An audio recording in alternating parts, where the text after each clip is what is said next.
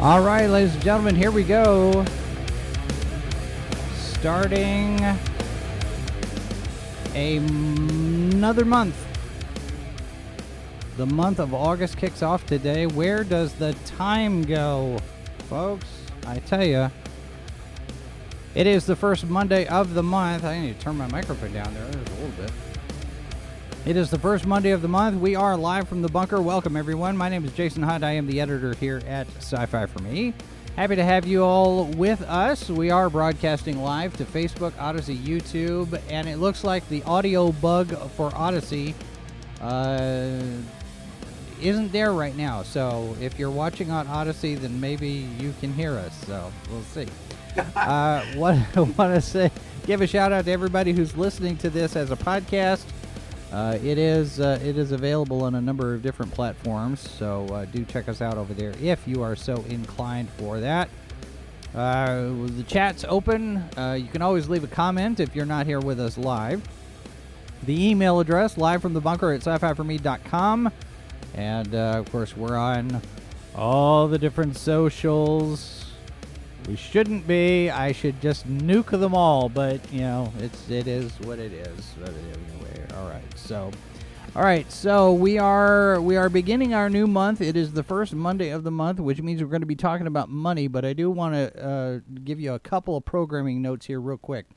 Over on YouTube, we have a new channel that started. It is our replay channel, Sci-Fi for Me TV.2. So this channel will be the live stuff, and that channel will be all of the recorded stuff we'll port over. So it's a test, it's an experiment to see if we can trick the algorithm a little bit for something. I don't know. We'll see.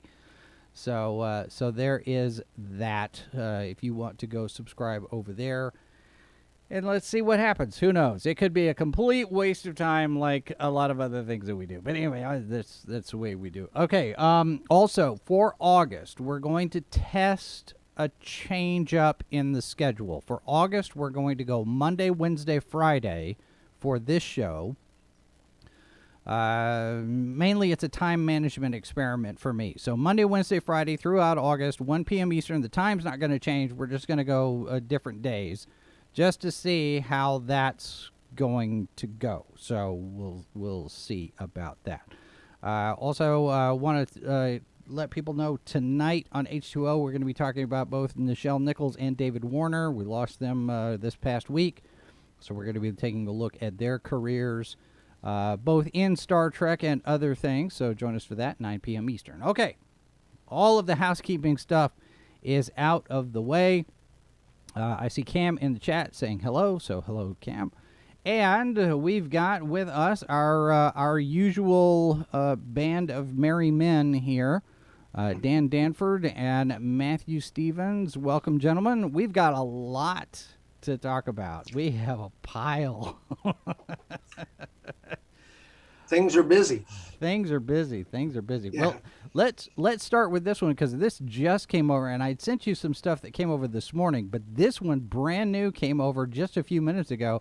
Amber Heard has sold her Yucca Valley hideout for major profit. This is according to Dirt, which is, I believe, I think this is a Deadline publication. But Amber Heard has sold her place in the Yucca Valley. So, well, there you go. There you go. That'll pay off. That'll pay off a couple of alpacas, right? Yeah, that'll help out Mr. Depp towards his settlement. I saw something on socials today, and I'm not putting very much stock in it because it's Twitter, but I saw somewhere that there's either been an offer or she's actually considering an adult project. I was like, oh no, that smacks of desperation. But at this point, it's current year. Everything's just kind of nothing surprises me, right? Right. Johnny will be attached to it. Yeah. I tell you, it is just such a crazy thing. I see Dave there in the chat saying greetings to all of the fellow bunkerites. It's good to have you with us. So, where do we want to start? Let me take a look around because there's a lot of different things to go through. But the thing that I got this morning from Variety is a link to a report, and it basically says the entertainment industry is in a bear market now. For those of us who are not into the investor stuff, you have the bear market, you have the bull market. Bear markets, things are going down. It's not the best in terms of profit and that sort of thing. But they're looking at this, from the standpoint of the streaming services and the subscriptions and people going out to the movies and all of this stuff. And they're saying bear market, which would indicate to me that there's a little bit of an issue. And they're fighting each other for the same customers. There's just so much competition. 5 years ago, it was only Netflix. Now it's everybody. I don't even have Netflix currently. I'll switch back to it at some point, I'm sure.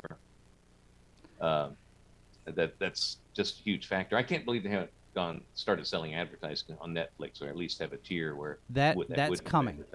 The ad tier for Netflix and Disney Plus both are coming. Now Disney, I was talking to Valiant Renegade this morning. Disney financial report is coming out next week, and he's expecting that they'll announce the beginning date for their ad tier for Disney Plus during that financials call. And there's some suspicion that maybe Andor, the new Star Trek series, when that drops, the ad tier will be tied into that somehow. So we'll see. I don't know, but yeah, I think Netflix and Disney Plus both are getting ready to drop an ad supported tier at some point. I just don't have dates. Well, and I think at least the blurb about that report, I have not read the entire report, but it talked about the fact that typically in a recession, entertainment things don't necessarily suffer. So people still go to the show, they still want escapism, they're still buying popcorn and all that kind of stuff.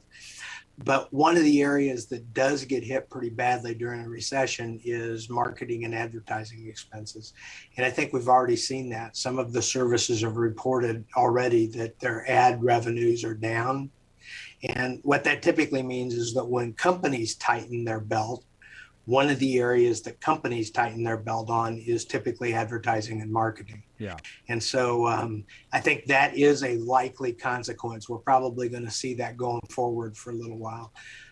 It's kind of interesting that, with Top Gun and some of the other things, obviously they have been pulling people back into the seats in theaters in ways that we haven't seen for a couple of years. So that part has probably got to be fairly optimistic. But I think on the other revenue streams, I think that's where they see the downfall or at least the issues. Well, and you mentioned Top Gun. We've got this headline from Variety here about Imax Revenue.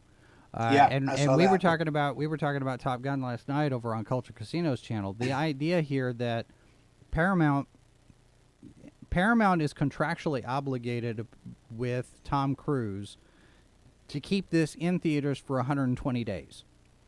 And you have a lot of films do the 45-day window, and then it goes to streaming. And streaming is where the theatrical stuff is getting pounded because they're not in theaters long enough for the profits to start, shaking out wherever they're supposed to be.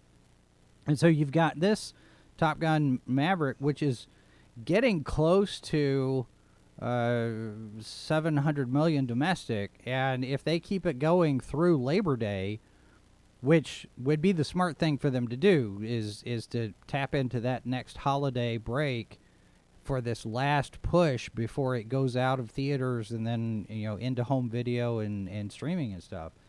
It's really showing the industry what you can do when you make a film that, one, is a decent story, and two, isn't preaching at us for anything. I mean, this is a popcorn action flick blockbuster summer thing, and It knows what it is, and it doesn't try to be anything else.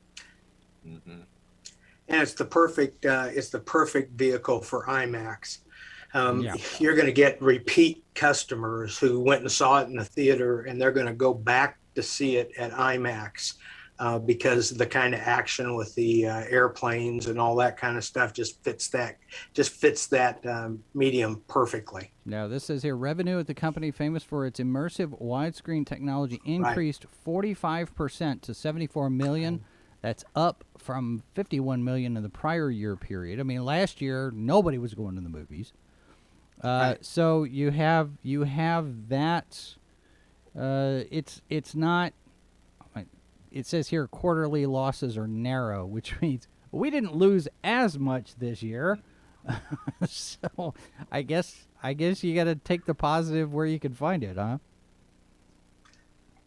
You know, one of the things that seem so obvious sometimes aren't that obvious. Like last night, Amazon reported their numbers for the quarter, Yeah. and they actually lost $2 billion for the quarter, which is not good.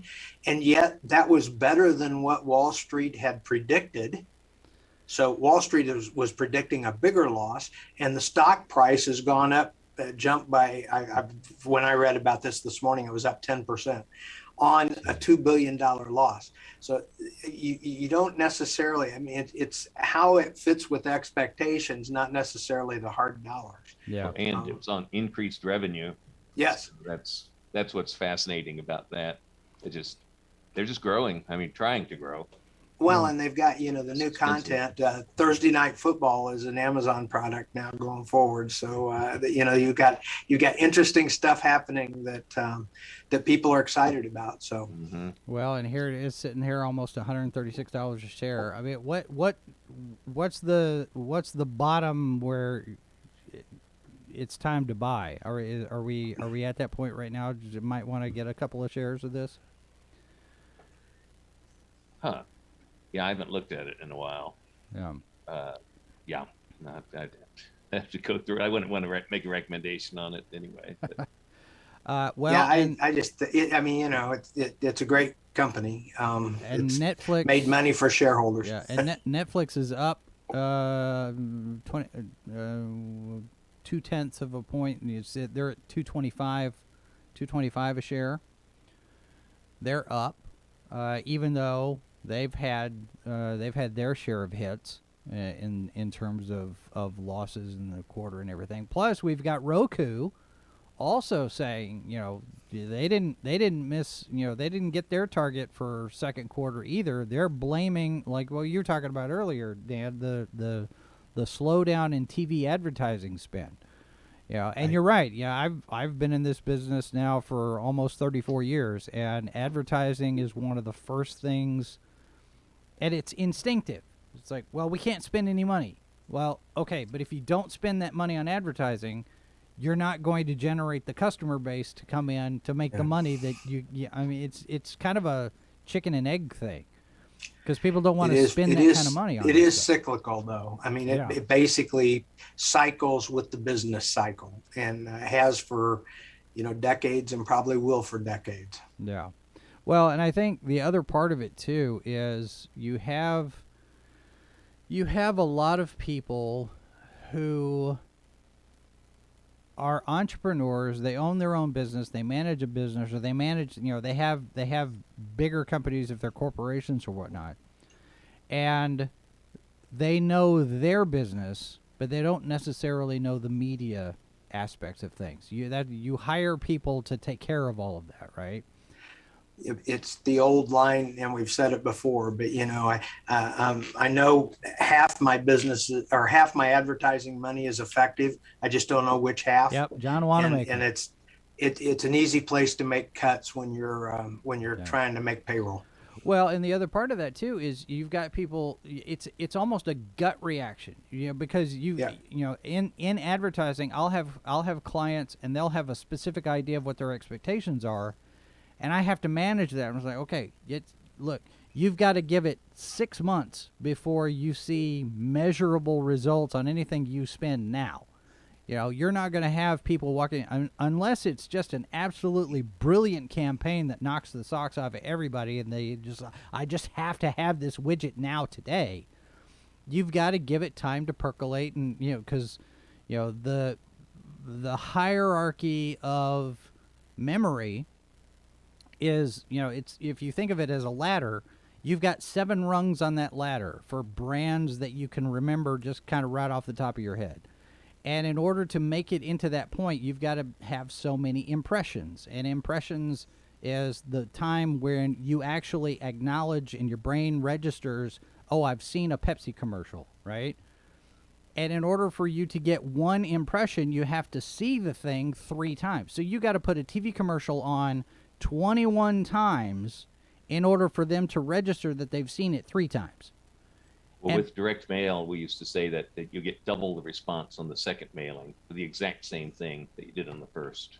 Yeah. Interesting. Yeah. Well, Very and MailChimp has this thing that says, okay, so many people opened it the first time, and they recommend sending the email out a second time to pick up stragglers. And I've been hesitant to do that, but it might be something worth the effort. Who knows? As far as ad revenues go, I would think there's be a lot of spending over the next, this coming political cycle. But I don't know that Roku is going to get a whole lot of that. I would imagine not. The networks will. Well, that's the thing, with all the cable news and the streaming and all that kind of thing, is that it's so segmented. Mm-hmm. And, you've not only got to, you aren't going to spend millions on TV eyeballs unless you've got a real broad array of customers. If you've got some tiny market segment, and it's ridiculous to spend the money necessary to talk to the whole world about something that's a tiny market segment.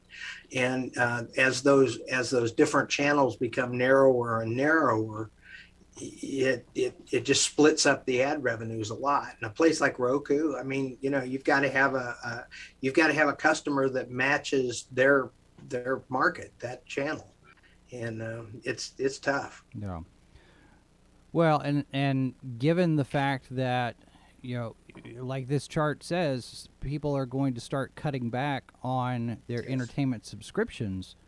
Things like Roku and Disney Plus and Netflix and Paramount Plus and whatever others are out there, you have all these, millennials, 35% of millennials saying, yes, they'll cut back. Gen Z, 36%, baby boomers, 16%, Gen X, 29%. Every demographic across the board, they're sitting there saying, yes, there's a percentage of them that are about to cut the things they're spending on. And, 9.1% inflation. That changes things too. It does. Well, and that's assuming that number is even accurate, because we're in a recession, maybe, depending on who you ask. So who knows how that's going to go, because that's not going to get any better anytime soon. It's a very peculiar time. If you follow economic signals, you pay attention to, different housing starts and things like that. Sometimes that gives an indication of what's coming. Like even the stock market typically is about 6 months ahead of the rest of the economy. That's the way it works. But I don't know that there's a time when we've had more mixed signals. Where housing says this, but consumer spending says this, or sentiment says this. And so it's a very awkward time to try to figure out what's going to happen next. And the things that have increased the most, everything, when energy increases in price, everything increases in price. And it's the things that you have to have. Yeah. I was talking to my parents the other day, and Mom says their electric bill, they're down in Dallas, their electric bill has gone up to almost $300 a month. And it doesn't look like it's going to get any better. I got my annual energy report here from my power company. And my energy use was 37% higher than the average for my neighbors. I was like, well, yeah, we work at home. I have a broadcast studio Yes. here. I'm not Yeah, surprised. exactly. But yeah, it's, you know, the expense, the cost of everything going up. I mean, meat is up how much? 40%, and you know, you've got all of the things happening with all those food processing centers. You know, Yeah. not to sound like a conspiracy theorist, but things are bad all over. And people are recognizing that, and you know, we've got this chart here. It says why users report canceling streaming services, and by and large, the majority of it is, you know, the subscription price goes up. I'm not getting enough value. They're basically sitting there saying it's not worth the money I'm spending. Whatever that is, it's not worth it because I'm not using it as much. I mean, there's a perception there that it's a waste.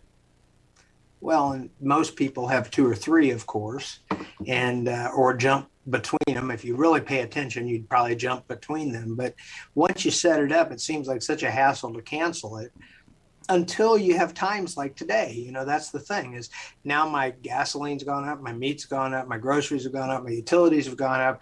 I need to look at those streaming services and I need to make some cuts. And so that's what I think we're going to see. I was kind of surprised. I looked at the price of XM Sirius. It was $22.95 is their preferred, what they try and sell people. That seems like a lot of money for albums that you could go out and buy and keep forever. So, well, and physical media that actually goes to Dave's point here. With retailers reducing the physical media departments, will this cut into home video? You know, contracts and deals, and have streaming deals replaced old home video profit expectations? That's a good question. I don't know. I don't know the answer to that. I think Valiant and Renegade might have some fingers on the pulse of that one, but it does. You know, when you see things like vinyl records coming back and VCR tape, you know, VHS tapes are coming back a little bit, and you know, when home video first started, you're spending $35, $40, $45 per tape for a TV show, and now we've got the DVD collections, all of this other stuff.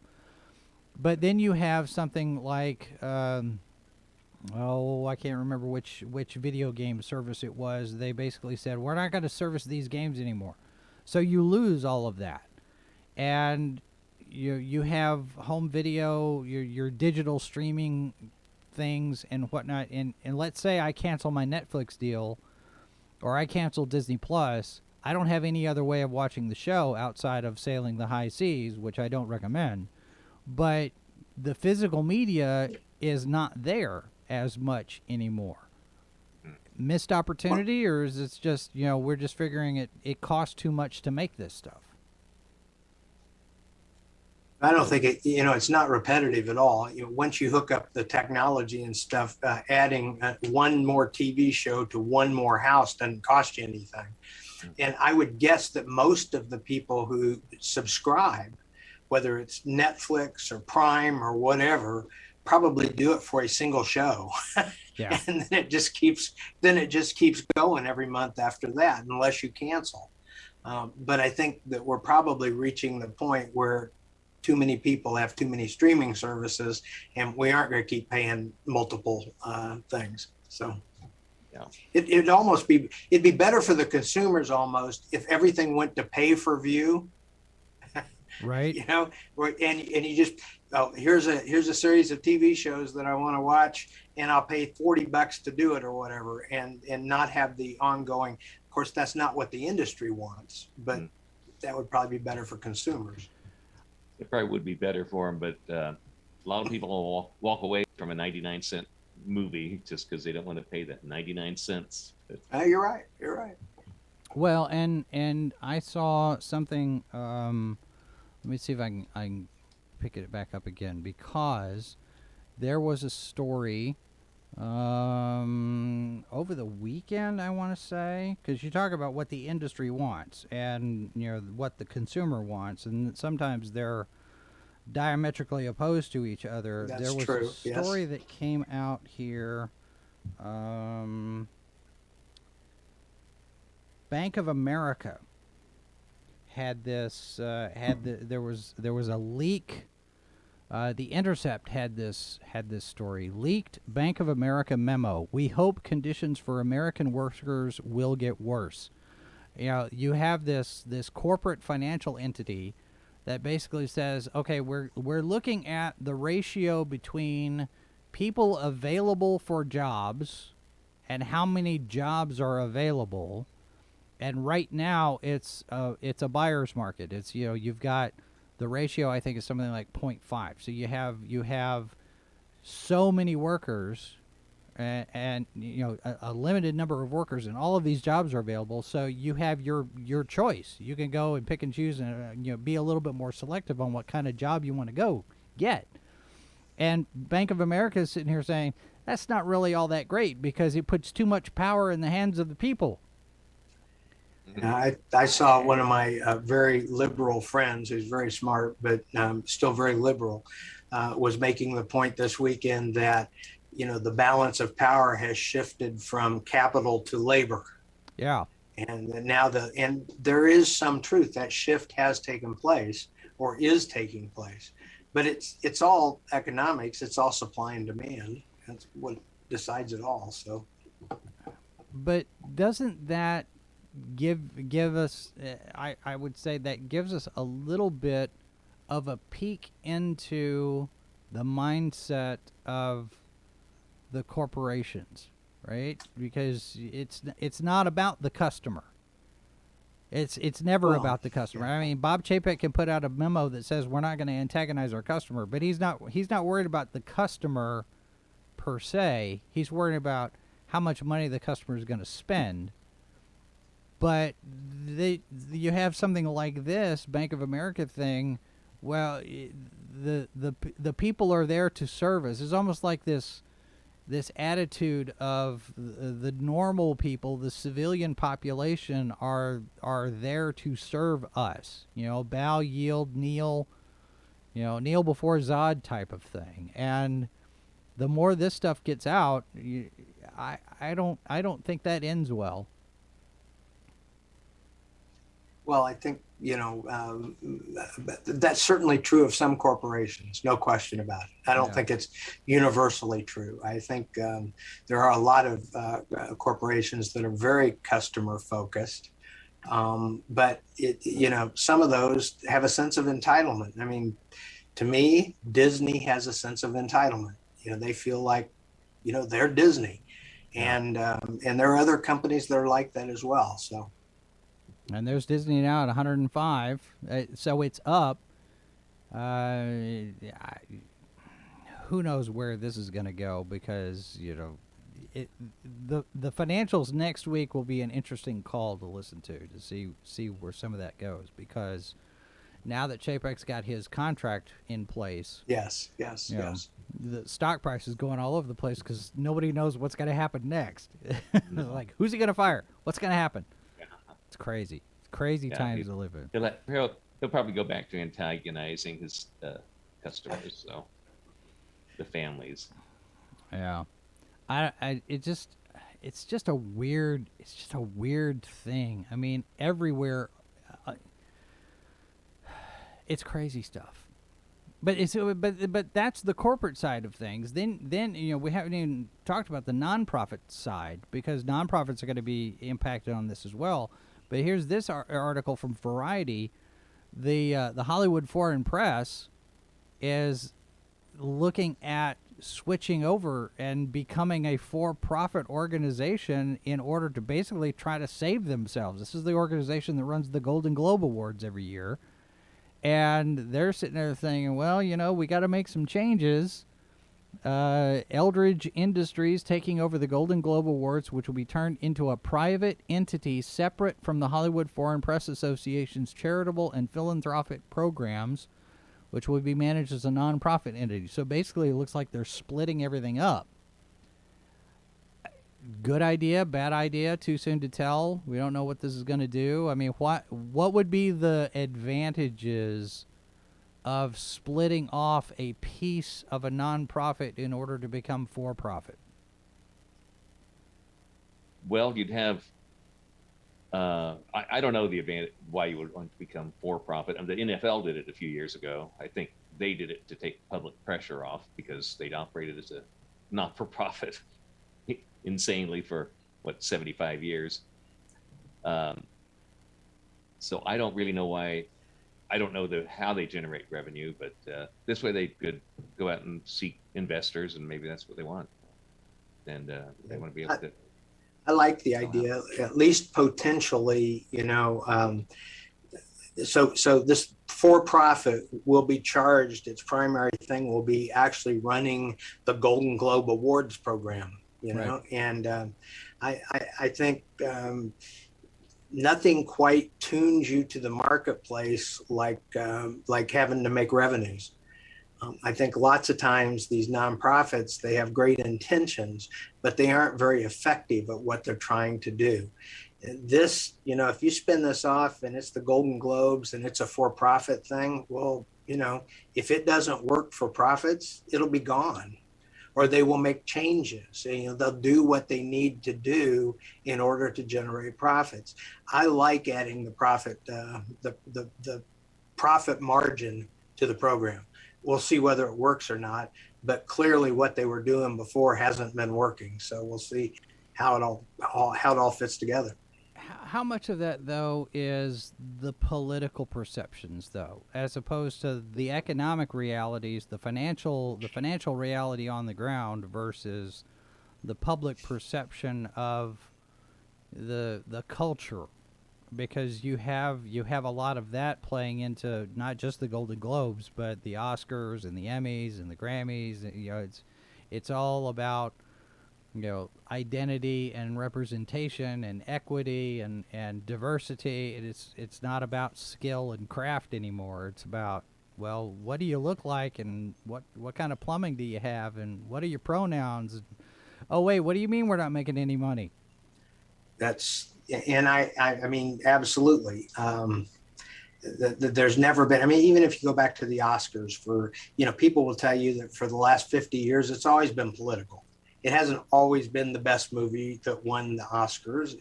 It's always been politics. It may have been different politics than today, but it's always been politics. Yeah. I just think it's interesting. This is obviously a struggling Golden Globes, struggling Hollywood Foreign Press Association. They're going to try to twist it and see if they can make it better. We'll all see whether they make it better. Yeah. Well, and somebody that's not struggling as much, A24 production studio, we're going to talk about that when we get back, because they just had a little bit of an achievement. We're going to talk about that when we get back. Everyone, stand by. You're watching Sci-Fi for Me TV, delivering the multiverse since 2009. The concept of flying cars is just a terrible, terrible idea. Yeah. It is a disastrous idea. People can't drive on a level, flat surface, let alone, it's, trust me, this is one of those things where you want Khan to be thinking two-dimensionally. The H2O Podcast, Monday night at 8, only on Sci-Fi for Me TV. A little bit of an experiment here this morning, trying to make all of this work, so just bear with us for a minute. It's a work in progress. Since 2019, Sci-Fi for Me has been bringing you news and opinion from all over the web. Science fiction, fantasy, and horror have been on our radar from the beginning. News, rumors, we bring you the latest with our team coverage. Streaming original content every week. Good Morning Multiverse, live on Sci-Fi for Me TV, delivering the multiverse since 2009. Thanks for watching Sci-Fi for Me TV. Be sure to connect with us on social media and subscribe to our channels so you don't miss our next broadcast. You're watching Sci-Fi for Me TV, delivering the multiverse since 2009.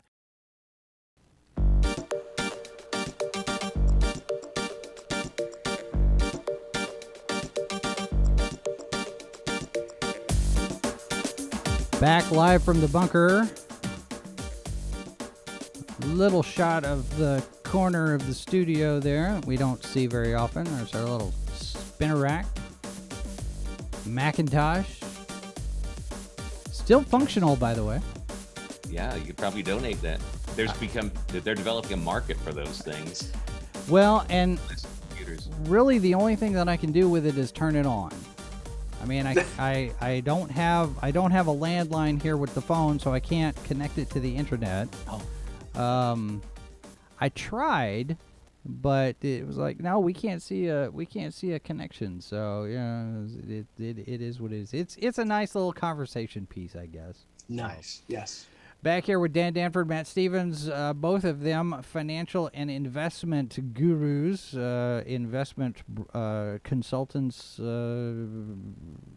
advisors, and whatnot. Let's be sure to throw up our little disclaimer here that we're just talking talk. This is not anything official in terms of financial advice. Check with your investment advisor, your broker, your CPA, your attorney, and whatnot.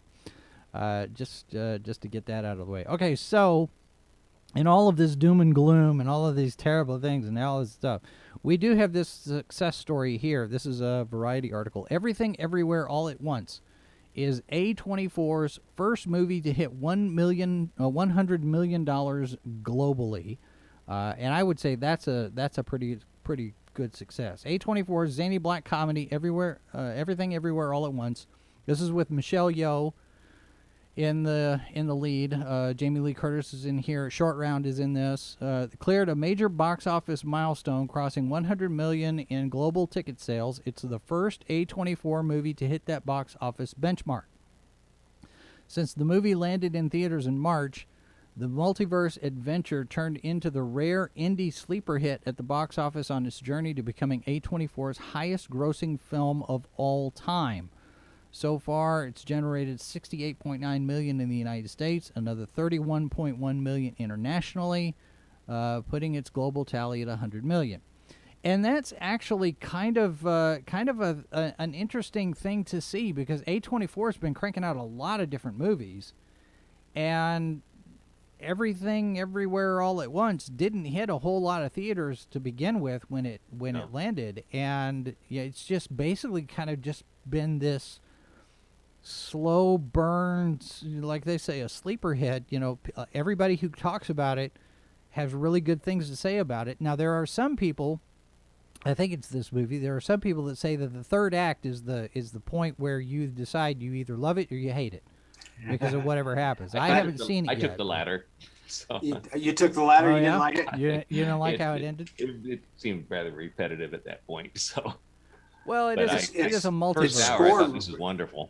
Yeah, like Rotten Tomatoes or whatever, it scored like 97, which is really high. So a lot of people do like it. I've not seen it. So well, yeah, it had a lot going for it, but then it just, I guess we're not here to review the movies. I'm glad they're making. I'm glad they made something different and it made money. See, and that's the key point on all of that is it's not a franchise movie, it's not a superhero movie. I mean, it kind of. Multiverse movie. It's not really a superhero movie. It's not DC. It's not Marvel. It's not Image. It's not Vertigo. It's it's not part of some bigger intellectual property that's books and TV shows and video games and comic books and all of that. So it is unique in its success in this day and age. I mean, you don't see a whole lot of the smaller budget pictures even moving forward. If it's not a $200 million blockbuster, then why should we bother? And it probably had no significant advertising budget. And I don't really watch the late night TV anymore, but I don't think I saw any of their stars prance around on the late night shows like is normal. Yeah, I always enjoy seeing the independent films that do really well, because it tends to move the industry forward.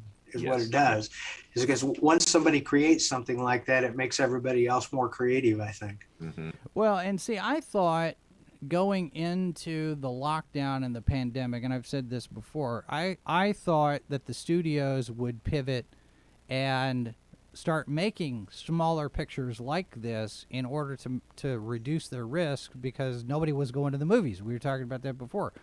And they didn't do that. It was almost like they doubled down on the blockbuster hits, but we can't go to theaters, so let's put them on our new streaming service. And oh, by the way, you're going to have to buy a streaming service in order to see this new movie that we just spent $200 million on. Yeah. But they're doing it at a loss. I mean, you're not making $200 million back on every movie if you're selling subscriptions. That's a once a month thing, or in some cases people do the one and done. We'll do it for a month, we'll cancel it. Well, of course, that's not what they're counting on. Yeah. I think I bought a Disney service to watch Hamilton, and watched Hamilton, and 6 months later I remembered to cancel it. So yeah. Well, and as far as the press junket stuff goes for this particular film, for this one, I think I caught an interview with Ke Kwan, who's Short Round in Indiana Jones and the Temple of Doom, and he's in the Goonies, and then he kind of disappeared. He did stunts for a while, and now he's coming back as an actor, and everybody's like, Short Round's back, he's great. I mean, the reception has been so positive and so energetic, and everybody is so happy to see him back as an actor. I'm sure that had a lot to do with this as well, because you've got Michelle Yeoh as the lead, and it helps that she's been in Star Trek Discovery, so she's right out there in front of people for a while now. You've got Jamie Lee Curtis at this thing, and you have Short Round. And a lot of the buzz was very positive, and it's just kind of been one of those things, almost kind of like Buckaroo Banzai. It doesn't do very well in the theaters. It doesn't do very well at the beginning, but it just slowly gains momentum over time. And this one's got the benefit of still being in the theater as it's gaining momentum. And so now we have this $100 million mark. So kudos to the A24 people, because they could have pulled it after 30 days. And I see they also made that Adam Sandler movie a couple years ago. Uncut Gems. Uncut Gems. Yeah. Which was, I thought, very, very good. It grossed $54 million, so that would have made money. So they're doing something right there. Well, that was also a very bizarre film. They seem to be willing to take more risks. Mm-hmm. I think you are when you're small.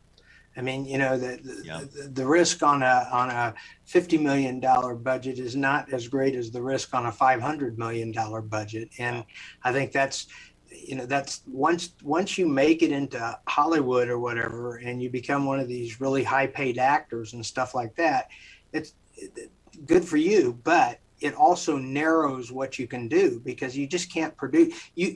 You can take a position as a studio and say, hey, we know only 2 out of every 10 movies really makes a lot of money. Yeah. But that changes how you operate the business. It's that, but those 2 have got to cover for everybody. And that's why you have the blockbusters and you pay the big money and all that kind of stuff. When you're a small studio, every single thing you do has impact. And using the lesser known names and things like that, because they keep the budgets lower, I just think it generates creativity. You won't see that kind of creativity for a movie with a budget of $400 million. They aren't going to take that kind of risk with $400 million. Right. Well, and this article here says, although Everything Everywhere All at Once is already available on home entertainment platforms, ticket sales have continued to rise. Right. Yeah. Over the weekend, A24 re-released the film in theaters across the country with an additional 8 minutes of outtakes, and this is notable here, as well as a pre-recorded message from the filmmakers.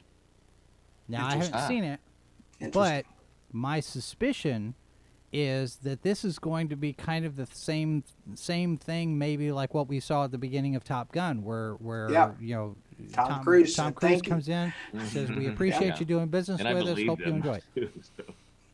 Could that be the new thing? Maybe that's the new. What's the word for it? The new overture to the long movies, right? Yeah. You had those big musical numbers at the beginning that weren't anything. Now we're going to have filmmakers and actors and whatnot, and they're coming out and saying, "Hey, thanks for being here. We appreciate it." Yeah. Well, that prologue with Tom Cruise I thought was exceptional. It was I don't think too many people could get away delivering that. It was very believable. I've never been a big fan of his, but that was that worked. Yeah. Well, I think it's effective too, because you see a number of YouTube channels, for example, where a lot of them are taking the time and making the effort and going through and acknowledging their audiences, and the people that are in the chat, and the people that give them super chats, and the people that follow them on social media and whatnot. And I think it's important to remember that we're not doing this in a vacuum. It's not just the three of us sitting here talking. There are people actually watching this show, and they're putting in the time because they think that we're delivering something of value. And it's one of those things where I am constantly reminding myself, that there are people who are here because they like what we do, and that's a good thing, and we don't want to take that for granted. We don't want to just assume that people are going to show up for whatever it is that we do, and to see some of the bigger high profile people like Tom Cruise acknowledging that sort of thing, it tells me we're kind of on the right track here, because it's all about the customer, the paid customer, whether they're paying for something or they're just showing up. That matters. And too many companies out there are just like, well, of course they're going to show up. It's us. Yeah. That's that entitlement issue. Yeah, I got an MBA. Yeah, exactly. Right. It's just you have to be willing to acknowledge that your customers matter, because you don't have a business if you don't have customers, or an audience, or readers, or viewers, or whatever, fill in the blank with the consumer of your content. And it's just we need to remember that a little bit more often than we do, I think. There's a series on Amazon Prime now called The Offer. It's about the making of The Godfather. Right. And they get into, towards the end, it's the battle of the creatives and the MBAs, and it's quite factual. They even, Interesting. after the credits, they actually interview some of the people. They're still alive, and a lot of the actors. And I really recommend it if you have an interest in the movie business. It's a very interesting story. So. Wow. Well, and there was it's generated a lot of interest of late, but because of it was a major anniversary for the thing. But there was the Kansas City Star recently wrote a lengthy article on the history of The Godfather, and how the Italian community in Kansas City boycotted the movie, and bought up all the tickets and the seats and everything. And I mean, it really is now. It's really an interesting perspective on that, because all of us know the movie, and all of us know the success of the movie and the various actors and things like that, but we forget how controversial it was when it first came out. And it really is fascinating. This show is very much about that. I mean, they use violence and kidnapping to stop it, and of course it was shot in New York, and who controls the unions. Yeah, so it deals with all of that, and they had a brilliant producer that knew how to play ball. So, well, interesting. I'll check on that. You talk about the battle between creatives and the accountants, and the bean counters, and the people in the carpeted offices and the C-suites and stuff. And that kind of circles us back to what we had talked about previously with this whole ESG thing, where you're making stuff because of political agendas and representation and diversity and all of that, and you're not so invested in telling a good story and telling an entertaining story so much as we're going to check all of these boxes so we can get this money from the government and do this thing. And that compromises too much, I think, because it's all about money. It becomes, well, what are we going to do to make money? And so that a lot of other countries have formal government funding of creative projects, And I wonder, I think Britain and a lot of Scandinavian countries, and I think most everything is made that way. I just wonder how much it has helped or hurt projects. I bet a lot of projects don't get off the ground because of that. Now here we have tax subsidies that, so I assume you can't get tax subsidies for certain projects. I don't actually know that. But, yeah. Well, I mean, you can get you get the tax incentives for the film industry and whatnot. I saw a thing in Georgia. I think they spent something like $4 billion last year in Georgia on film and TV productions. It's crazy the amount of money. Yeah. But it becomes about the profit, and sometimes that gets you into some compromising relationships, I guess, because here's this story about Visa. And I'm not going to spend too much time on it. I've waited till the very last of the show to bring this up, but those of you who have Visa cards, you might want to make a phone call or something, because there's this federal judge that decided Visa is not off the hook for facilitating. I got to be real careful with this because the YouTube algorithm is just going to go nuts on this. But apparently there is a website that provides entertainment content for adults, not for kids, not safe for kids. But apparently this content includes kids, which is illegal.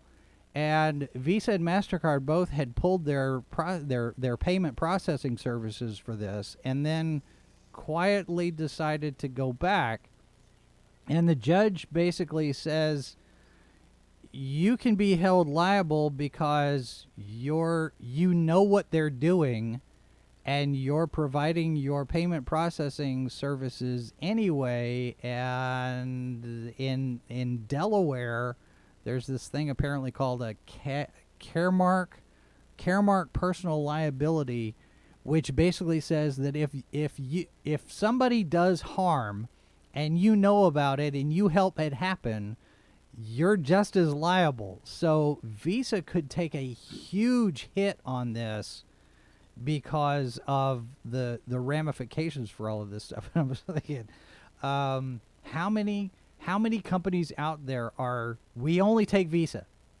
We don't take MasterCard. We'll take Visa. I mean, Costco went to that here a couple of years ago. They said, no, just Visa cards. It's hard to believe it's a significant amount of revenue for them. I mean, I don't know why they'd mess with it. But PayPal dumped them a year ago, and I don't think they've come back. Well, and PayPal's got their own problems because they're sitting there and won't release funds. We talked about Eric July's comic book program last week. ISOM #1, he's at $3-point-something million, and PayPal's hanging on to almost $1 million of that, saying, well, we don't know that you're going to deliver.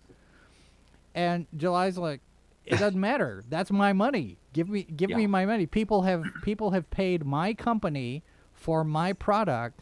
You don't have a right to hold that money because you think that something's hinky, or you don't like the way we do business or whatnot. Yeah, if you're a pass-through, they need to pass it on. Yeah, so I can see not accepting it if they think he's a fraud. But well, and he's done videos. He's got the books, so everything's getting ready to go out and start shipping. So I don't know, maybe, but he's talking to lawyers, and there's all sorts of stuff going on back and forth behind the scenes.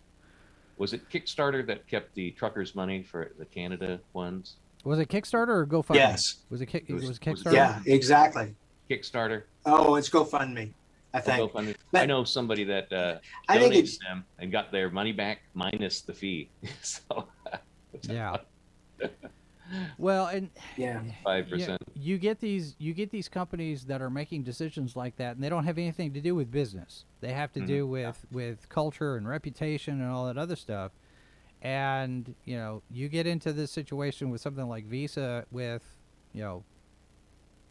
stuff we can't say on the air, and how I don't know how much of a hit that's going to be for them, but it'll be interesting to see how that lawsuit plays out. Mm-hmm.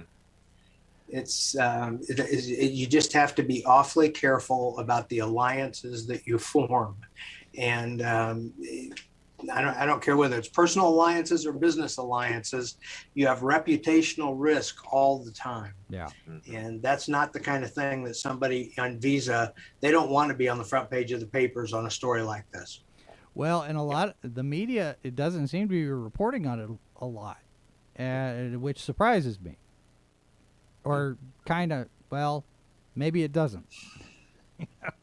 Because it is the media, and the media is not your friend. So I don't know. I saw that over the weekend. I was like, oh, you've got to be kidding me. But it's current year. Nothing surprises me anymore. It's like, well, of course that's the rabbit hole they're going to go down. I don't know. It's the heat of the summer, right? It's getting to everybody. Every day is a new day with new opportunities and adventures. I tell you what, there are days I come in here and I look at all of the different headlines and the different stories and the different things that are going on, and I think I just want to go tend my garden. Just get away from all of this, not do anything. I mean, this is nuts. Some of this stuff, and it's going to get worse. I have no doubt that between now and right toward the end of November, past the midterms, things are just going to get really stupid crazy. Mm-hmm. So it'll be a lot of nobody's going to be passive about the next election. Yeah, it's going to be very, very ugly. I'm glad I have a very powerful apathy switch. So right. So. Oh my goodness, I don't know. Well, maybe we just there. I saw what was it? There was an old missile silo that had been turned into a house out in middle of Kansas somewhere, nowhere, Kansas. Yeah. And I'm thinking, that just doesn't really sound like a bad idea right now. Just to get away from everything. If I had one, I think I'd fill it full of food, though. So. Right. I've got three freezers in my garage for a reason. It's one of those things. Yeah. Well, the problem with the freezer, you need electricity coming into that. So. I got a generator too, so I'm set. Right, so okay. yeah. But anyway, all right. So that might be something we do. Talk, as we get closer to the midterms and the riots that are going to ensue, we could talk about, prepping financially for the collapse of civilization. Yeah. Right. Because money's not. Well, that's easy. That's easy to wrap up in 59 minutes. Yeah. Buy gold. All right, gentlemen. Where can people find you, Matthew, Dane? Where are we gonna go to get your sage advice on all things related to finance? Well, I don't really share any advice myself, so. But I'm someone wants to track me down on Facebook. You can probably find me, Matthew Stevens. So. I work for Family Investment Center, and probably the best place to find stuff for me is go on Amazon, search for Dan Danford, 2 or 3 books there, and you can get started from that. All right. Well, that's going to do it for us today. And of course, folks, we do want to invite you to check out our other channel, Sci-Fi For Me TV.2. It's brand new. There's hardly anything on it yet. It's a test. It's an experiment. I have no idea what's going to happen with it, but we'll see. And then tonight, join us for our discussion about the careers of Nichelle Nichols and David Warner on a new H2O podcast that's tonight at 9 p.m. Eastern, 8 Central. And then tomorrow night, the Ranker Pit. We're going to be talking about some Star Wars stuff. We just got a new trailer for Andor today and some news about that, so we'll be talking about that tomorrow night, 8 p.m. Eastern, 7 Central. And don't forget, we're going to go Monday, Wednesday, Friday this month for this show just to see how it works out, just to test and see what goes on. And we'll go from there and figure things out. So that's going to do it for us, folks. Thanks very much for being here. Don't forget, you can find us on all the different social medias. Just because. And that's going to do it for us. Thanks very much for being here, folks. I do appreciate all of you being here all the time. And we'll see you on Wednesday. Bye. Thanks for watching Sci-Fi For Me TV. Copyright 2022 by Flaming Dog Media, LLC. All rights reserved. No portion of this program may be retransmitted without the express written consent of Flaming Dog Media. You're watching Sci-Fi for Me TV, delivering the multiverse since 2009.